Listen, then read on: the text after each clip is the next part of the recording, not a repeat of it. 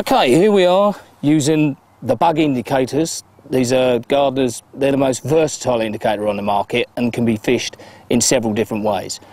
At this moment in time, we're fishing tight lines on both rods, and the indicator's simply clipped over the line and moved up towards the buzzers, because this will enable dropbacks to be shown if a fish moves back towards us.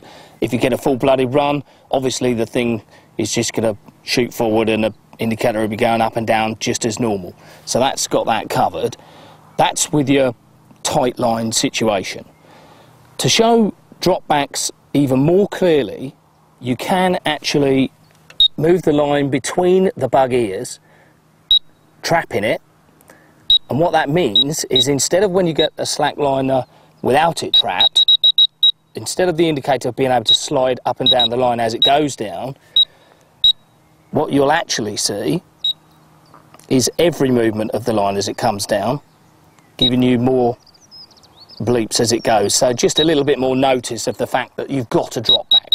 It will stay in that one place on the line, as you can see. So that's your standard tight line situation. Another way of using the bug indicators, and this is a real popular method of fishing nowadays, people like to use slack lines. They've got a theory that tight lines through the water tend to spook fish, especially after a while. So there's a sort of a popular method now is to sink your line along the floor of the lake, then pull slack line off at the rod tips and have slack line literally all the way back to the reels. Obviously this makes bite indication a little more difficult. The beauty of the bug is that with its elongated ears, you can actually trap the line between those ears, rest the indicator on the ground, and that'll give you maximum efficient bite indication when you do register a bite.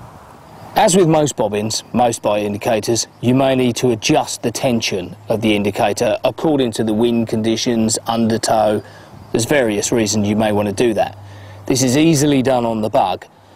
We simply have a rubber grommet and the two antenna arms pass between it, and they are tapered in almost that sort of shape, which means the further down the grommet is, the slacker these two meet together, the easier the indicator will fall off the line. The further up you move it, the tighter the grip between the two ears. So you can either attach your line between the two bug ears, or you can simply pass the bug ears right over the line and into the gap below. That's your bug indicator. If you get a bite using the slackline indication method, what will happen is what normally happens. Your bobbin will move up towards the rod because it's trapped on the line, even though it's slack and laying on the ground. So as long as the fish moves forward, that's another way of fishing the bug. As you can see, fishing the slackline method, even on a windy day like today, and there is a fair bit of breeze blowing, because your line is trapped between the ears of the bug, you're not getting lots of false bleeps where the line's able to move through the clips on other indicators.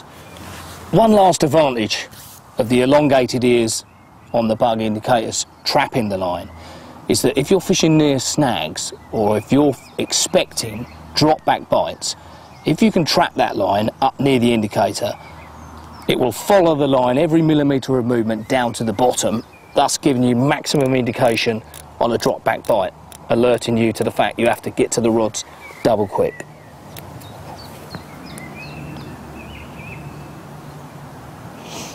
Drop back bite, fish comes towards you, that's maximum indication. So that's the bug indicator, and if that wasn't enough, these things come in 4 different sizes, 9 different colours, and there are 6 dedicated coloured beta lights to go. Oh, and I forgot to mention 2 different lengths of chain as well.